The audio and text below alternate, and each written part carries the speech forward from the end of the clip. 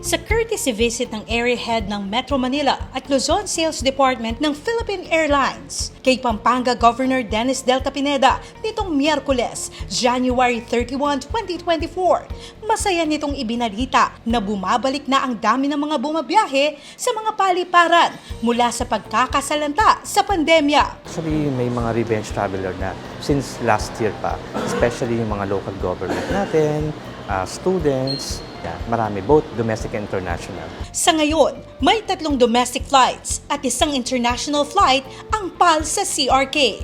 Daily ang flights ng Clark Cebu at Clark Incheon sa Seoul, South Korea. We are now reinstating our flight from Clark to Incheon, Korea. That took effect last January 5 until March 30. So we asked Governor for any support or kung ano man yung support na pwede namin ibigay in terms of collaboration, partnership sa mga events. Suportado naman ito ni Gov Delta, lalo't malaki ang may tutulong ng mas maraming flights, hindi lang sa turismo, kundi maging sa ekonomiya ng Pampanga at mga karatig probinsya.